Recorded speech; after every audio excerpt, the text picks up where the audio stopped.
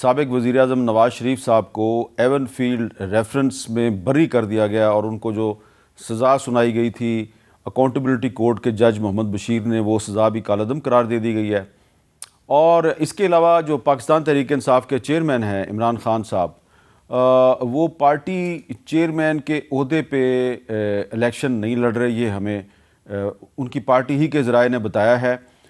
شاید اس لیے کہ کہیں پارٹی جو ہے اس سے جو الیکشن کا نشان ہے بلہ وہ واپس نہ لے لیا جائے۔ اور اس کے علاوہ آپ جانتے ہیں کہ آصف زرداری صاحب اور بلاول بھٹو زرداری صاحب دونوں اکٹھے اس وقت کوئٹہ میں موجود ہیں، اور وہاں پر وہ ایک پارٹی کا جو تاسیسی کنونشن ہے اس سے بھی خطاب کریں گے۔ لیکن اس سے پہلے کہ میں اپنے مہمانوں کا تعارف کرواؤں، میں ایک چھوٹی سی مختصر سی کہانی آپ کو سنانا چاہتا ہوں۔ کہانیاں میں سناتا نہیں ہوں، لیکن آج میں سوچ رہا تھا کہ چھوٹی سی کہانی جو ہے وہ آپ کو سنائی دیں۔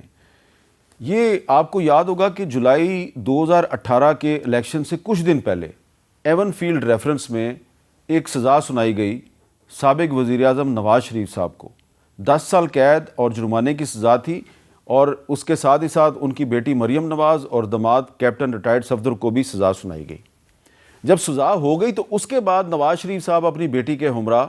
پاکستان واپس آ گئے۔ جب سزا سنائی گئی تو وہ لندن میں تھے، بیگم کلثوم نواز کی وہاں پہ وہ تیمارداری میں مصروف تھے، اور سزا کے بعد وہ پاکستان آ گئے، ان کو یہاں پہ گرفتار کر لیا گیا، پھر وہ کافی عرصہ جیل میں رہے،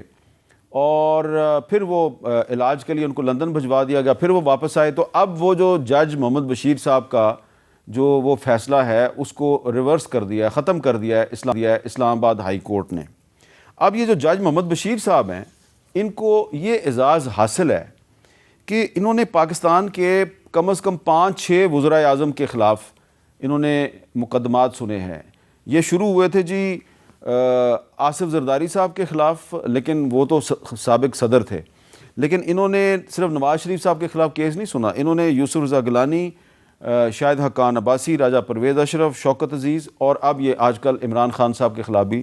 سن رہے ہیں۔ ان کو 2012 میں لایا گیا تھا اکاؤنٹیبلٹی کورٹ کے جج کے طور پہ، 2012 میں 3 سال کے لیے لایا گیا تھا، اور نیب کے قانون کے مطابق بھی 3 سال کے لیے آپ اکاؤنٹیبلٹی کورٹ کا جج مقرر کرتے ہیں۔ لیکن پھر ان کو ایکسٹینشن دی گئی، پھر ان کو ایک اور ایکسٹینشن دی گئی، اور جب انہوں نے نواز شریف صاحب کے خلاف سزا سنا دی تو پھر ان کو اس وقت کے چیف جسٹس ثاقب نثار صاحب نے ایک اور ایکسٹینشن دی، اور اب یہ 2024 تک اس عہدے پہ کام کریں گے، 3 ایکسٹینشنیں لینے کے بعد۔ تو یہ بس میں نے اس لیے سنایا کہ یہ بہت ہی قابل اور بہت ہی تجربہ کار جج ہیں۔ نواز شریف صاحب کو جو انہوں نے سزا سنائی تھی وہ اسلام آباد ہائی کورٹ نے وہ سزا کالعدم قرار دے دیا ہے، تو ہو سکتا ہے کہ اس کے بعد ان کو ایک اور ایکسٹینشن مل جائے، اور پھر یہ عمران خان صاحب کو بھی سزا سنائیں گے۔ اب میں اپنے مہمانوں کا تعارف، میرے ساتھ موجود ہیں جناب سینیٹر عرفان صدیقی صاحب،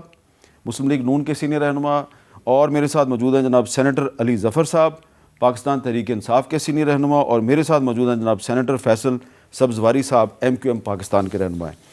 عرفان صدیقی صاحب، میں آپ سے گفتگو کا آغاز کروں گا۔ یہ آپ نے آج ایک ٹویٹ تو کیا کہ الیکشن کے بارے میں، لیکن پہلے ذرا مجھے یہ بتائیں کہ یہ جو نواز شریف صاحب کو ایون فیلڈ ریفرنس میں بری کر دیا گیا اور سزا بھی کالعدم ہو گئی، تو وہ نیب کے افسران جنہوں نے ان کے خلاف یہ ریفرنس فائل کیا تھا، کیا ان کا بھی کوئی حساب کتاب ہونا چاہیے؟ میر صاحب، آپ نے جو کہانی سنائی ہے، میرا خیال ہے یہ کہانی ایک بہت بڑا المیہ ہمارے سامنے لے کے آتی ہے۔ کس طرح مقدمے گھڑے جاتے ہیں، کس طرح ایویڈنس لائی جاتی ہے، کس طرح پروسیکیوشن ہوتی ہے، کس طرح پھر ججمنٹس آتی ہیں۔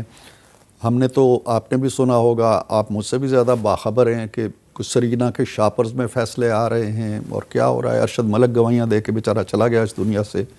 شوکت عزیز صدیقی کے گھر جا کے کس طرح ان کو پریشرائز کیا گیا۔ یہ ایک تماشا ہے، اور آج اس تماشے کا جب ہم دیکھتے ہیں کہ ایک ورق پلٹا گیا ہے اور بند ہوا ہے ایک باب، ہم خوشی کا اظہار کر رہے ہیں کہ چلے نواز شریف صاحب اس سے ایک کیس سے بری ہو گئے، لیکن ان کے 2-2.5 سال جیلوں میں گزرے، اب مجموعی طور پر 9 سال وہ جلا وطن رہے، اور اس ملک نے بھی بھگتا، آج تک ہم بھگت رہے ہیں۔ یہ کون لے کے آئے گا واپس؟ وہ دن کون لے کے آئے گا؟ 2017 کون واپس لے کے آئے؟ اور جو آپ نے سوال پوچھا ہے، ضرور ان لوگوں کو کٹہرے میں لانا چاہیے کہ بھئی آج جو بات، ایک سمپل سی بات آج بھی آئی ہے کورٹ کے سامنے کہ جی جب کہا جاتا ہے کہ حامد میر صاحب کے اثاثے ان کے وسائل سے زیادہ ہیں تو دونوں چیزوں کا تعین ہوتا ہے کہ وسائل کتنے ہیں اور اثاثے کتنے ہیں، پھر تقابل ہوتا ہے کہ جی ہاں اثاثے زیادہ ہیں اور وسائل کم ہیں۔ ٹھیک ہے، نہ وسائل کا تعین کیا گیا، نہ اثاثوں کی مالیت کا تعین کیا گیا، اور کہہ دیا گیا جی کہ اثاثے جو ہیں وہ ان کے وسائل سے زیادہ ہیں۔ فیصلے میں لکھا ہوا ہے کہ کوئی کرپشن ثابت نہیں ہوئی، فیصلے میں لکھا ہے کہ مس یوز آف آفس ثابت نہیں ہوا، لیکن بظاہر یوں لگتا ہے کہ اثاثے زیادہ ہیں، لہٰذا جی 10 سال اندر کر دیں۔